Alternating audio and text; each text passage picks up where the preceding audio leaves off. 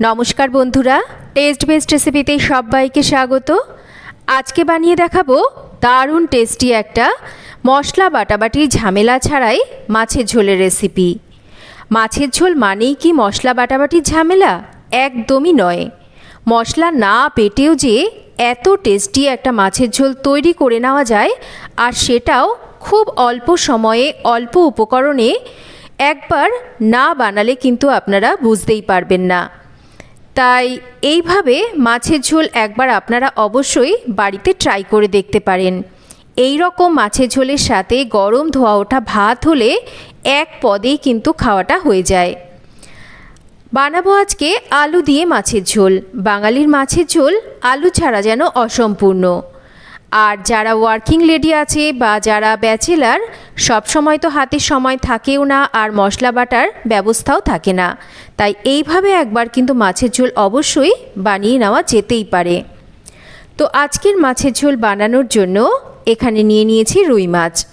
সবার প্রথমে মাছগুলোকে আমি ভালো করে ধুয়ে কিন্তু জল ঝরিয়ে নিয়েছি। এবার এই মাছের মধ্যে দিয়ে দিচ্ছি লবণ, তার সাথেই দিচ্ছি হলুদ, আর দিচ্ছি আমি অল্প একটু সর্ষের তেল। সর্ষের তেল একটু দিয়ে নিচ্ছি এর জন্যই যাতে লবণ হলুদটা ভালো করে মাছের গায়ে মাখানো যায়। তবে সর্ষের তেল ছাড়াও কিন্তু অবশ্যই শুধু লবণ হলুদ দিয়ে মাছগুলোকে ম্যারিনেট করা যেতে পারে, তবে একটু তেল দিয়ে মাখালে মশলাটা ভালো করে মাছের গায়ে মেখে যায়, আর তাছাড়া মাছটাও কিন্তু বেশ সুস্বাদু হয়। মাছগুলোকে লবণ হলুদ তেল মাখিয়ে নেওয়ার পর আমি 5-7 মিনিট মাছগুলোকে এইভাবেই রেখে দেব। এতে করে মাছের স্বাদটা কিন্তু অনেক গুণ বেড়ে যায়।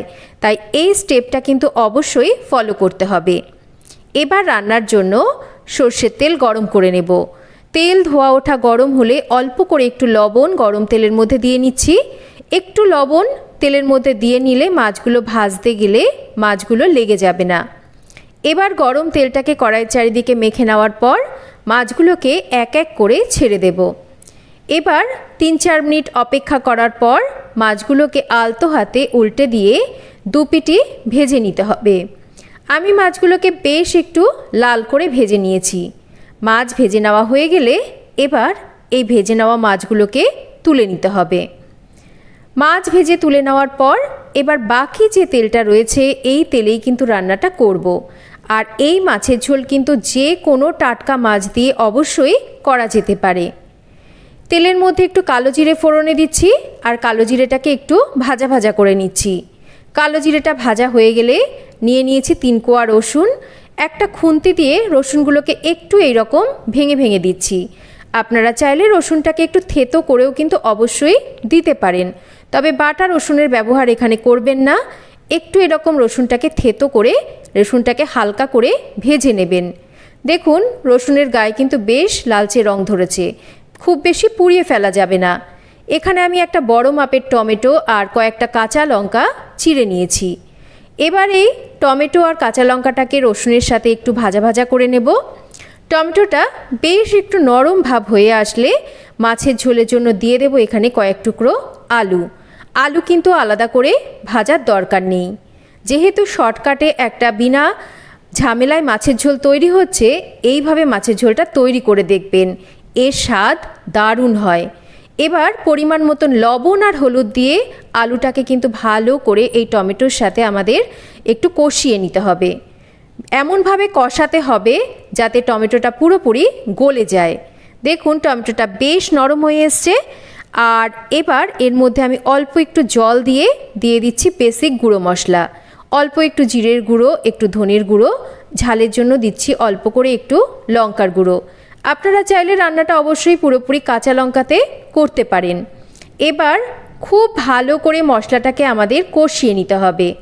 এই মশলাটা এমনভাবে কষাতে হবে যাতে মশলার কাঁচা গন্ধ না থাকে আর মশলার রঙটা একদম বদলে যায়। দেখুন, দেখেই নিশ্চয়ই বুঝতে পারছেন মশলাটাকে আমি কত সুন্দর করে কষিয়েছি। মশলার রঙটা একদম বদলে গেছে। তাই একটু সময় নিয়ে মশলাটাকে ভালো করে কষিয়ে নেবেন। এবার মাছের ঝোলের জন্য দিয়ে দিচ্ছি পরিমাণ মতন জল, কারণ আলুগুলো কিন্তু আমাদের খুব ভালো করে সেদ্ধ হতে হবে। জলটাকে দিয়ে ভালো করে মিশিয়ে নেওয়ার পর ঝোলটা ফুটতে শুরু করলে আমরা একটা ঢাকা দিয়ে দেব।